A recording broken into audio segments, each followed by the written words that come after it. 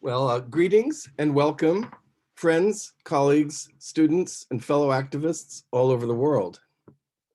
I'm Andrew Apter, currently the interim director of the James S. Coleman African Studies Center at UCLA, where I also teach history, anthropology, African studies, and international development studies. I myself have conducted the majority of my research in Nigeria, but I've also worked in Senegal and Zambia, and I'm directing a collaborative project in Ghana. Anyway, it gives me really great pleasure to open the road, or shiona, as we say in Yoruba, for this important forum on Africa's readiness for climate change, and to also invoke ASHU's cooperation and support for this endeavor. May he minimize our technological glitches and maximize our collective impact. ASHU is perhaps the most critical spirit in the Yoruba pantheon of deities, because he or she, since ASHU is notoriously non-binary, has the mischievous capacity to turn things upside down, and also serves as the primary conduit to the other Yoruba gods, or Orisha. So I would say, Eshu Laro Odowe, which means, Eshu Laro, it is in your hands. So I've done my job now in opening the road, at least as far as honoring Eshu. I'd also like to open this road by invoking another critical spirit as well, that of Karl Marx, who famously wrote in his 11th thesis on Feuerbach that, quote, philosophers have only interpreted the world in various ways. The point, however, is to change it. One doesn't have to be a Marxist to realize that our current crisis of global warming and climate change calls for immediate and effective action, but it doesn't hurt. This is because capitalism, especially unleashed in its current neoliberal mutation, is a big part of the problem. More so because fossil fuels still lubricate our energy markets and transportation sectors, and the industry is backed by powerful lobbies that shape domestic and foreign policy, pour money into elections, influence international relations, and even start wars. The larger point is that our global economy and ecology are inextricably linked. And if I've worked on Shell BP's impact on the Niger Delta, and if you've worked on the politics of the Mexican petrostate, we are all dealing with connected trends. So what is to be done? Our forum focuses on Africa because we are Africanists with multiple types of experience and expertise, and because Africa is the continent most dramatically affected by climate change, as rising temperatures and falling water tables undermine regional carrying capacities, especially in the Sahel. And that intensifies food insecurity and political conflict more widely. Our ARC forum is necessarily interdisciplinary because we aim to capture the manifold dimensions of the current climate crisis in order to help craft effective solutions. The expertise represented by our keynote speakers, panelists, exhibitors, and global audience not only represents the academic and professional divisions of the Academy, ranging from arts and sciences, health sciences, schools of management, education, and engineering, but also cuts across them. I don't have time to run through these productive interdisciplinary knowledge partnerships, but I would like to highlight three principal priorities that distinguish this forum from similar colloquia. First, we emphasize that Africans working in Africa are the experts leading the continent's struggle against climate change. Africans like Elizabeth Watuti, Nemo Bassi, Usman Pam, and His Excellency Siddiq Y are luminaries among those on the ground conducting path-breaking work on knowledge dissemination, green entrepreneurship, eco-village development, and regenerative design. And in many respects, our forum provides a platform to receive reports from the field on current projects, their challenges, setbacks, and most importantly, successes. African Studies at UCLA is not deaf to the condescending tone and racialized history of Western aid discourses, like those that are pervading the World Bank, the IMF, and USAID, for example. We're not tone deaf to the language of assisting the once called dark continent, and we're not afraid to challenge and change that history. This forum is not a space for Western experts to tell Africans what to do, but quite the opposite, to learn from the African experts about their conceptual breakthroughs and innovative work being done. We are all in this together, but the discursive playing field has not been equal and needs much recalibration. Which brings me to our second priority, to build where relevant on Indigenous knowledge, including traditional approaches to the environment, by looking at practices, historical trajectories, vernacular lexicons, epistemological frameworks, and even what some are calling now geo-ontologies, ontologies of the earth.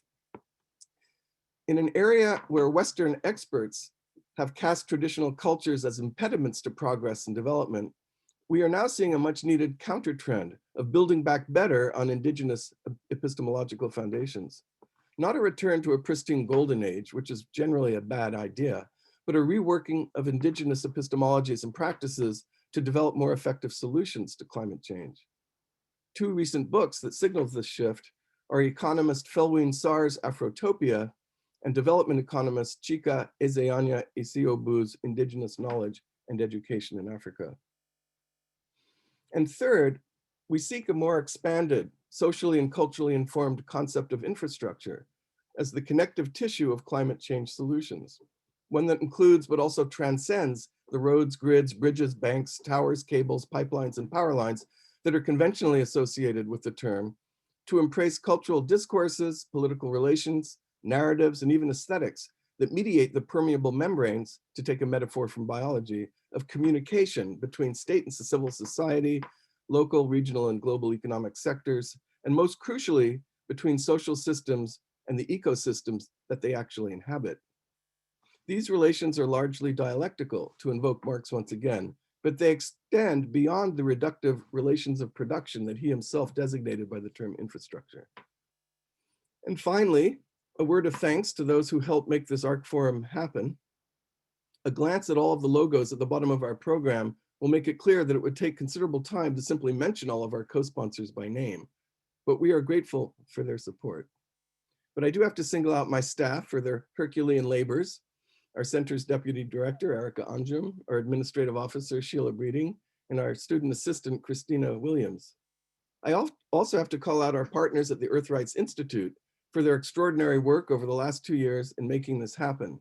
Its founder and executive director, Annie de la Bouillerie, a major figure in the Green Party with whom we've worked for over 11 years, and her incredible volunteers, including not just UCLA students, but UC students on different campuses. In many ways, this ARC Forum is a tribute to her over 30-year career in this field.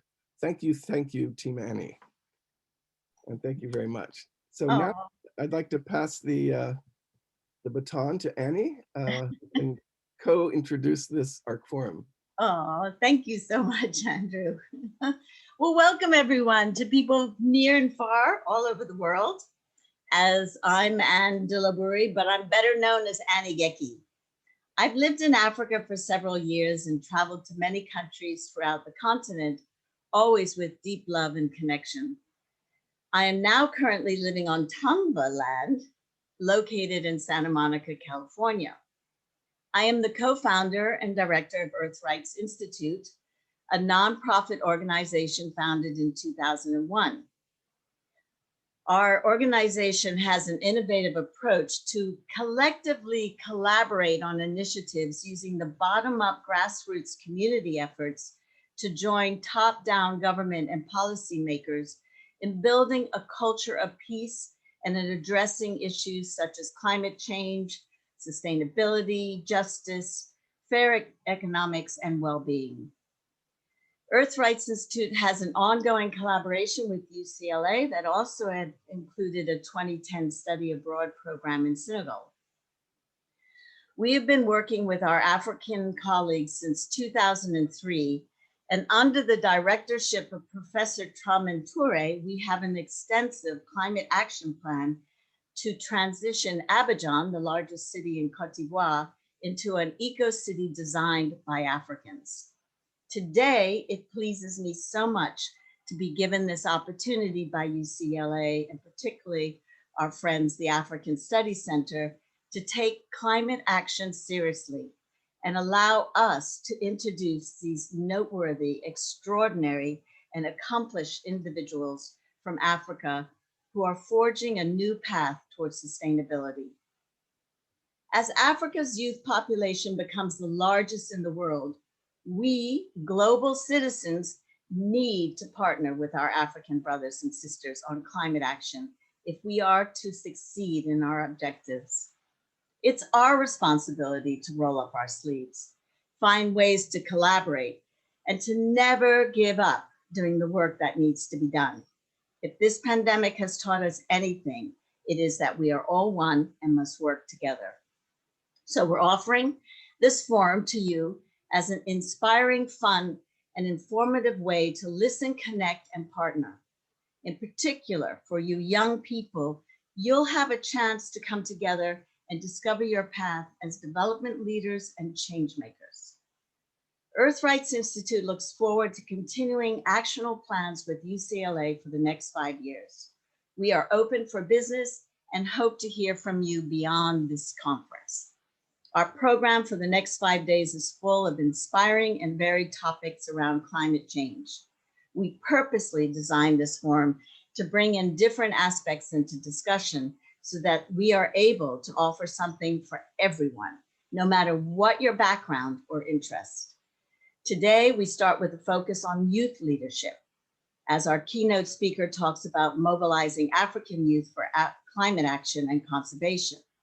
We follow it with a panel and end our day with a golden opportunity to meet with others around sustainability in the student-hosted virtual networking gallery from 12 to 2 p.m. We hope you can take advantage and stay for the whole time. Tomorrow, our focus is on environmental justice, energy, infrastructures, and indigenous frameworks. Our keynote speaker will talk about the challenge of technology in the quest for environmental justice, followed by 2 panels. From 3 to 5 tomorrow, we urge everyone to observe the Design Thinking Jam session, an interactive student workshop facilitated by an expert. And they'll be discussing 120 minutes to change the world. Are you in? Wednesday, we cover the issues around climate refugees and regenerative communities. Our keynote speaker will address these topics, followed by a panel. Thursday is our Earth Day storytelling event hosted by the UCLA students, the Bruin Home Solutions Group, an exciting program of exchanging stories from all 4 of our African keynote speakers, including a special piece on stories about the Black goddess. And finally, on Friday, our topic is on business, politics, and culture around climate action. Our keynote speaker, Ambassador from Sierra Leone, will discuss emerging economic opportunities for a green Africa, followed by a panel. And ending our forum with closing remarks and the path forward. It is an honor for us to be part of this larger movement during Earth Week 2021 as co-hosts for the first forum on Africa's readiness for climate change.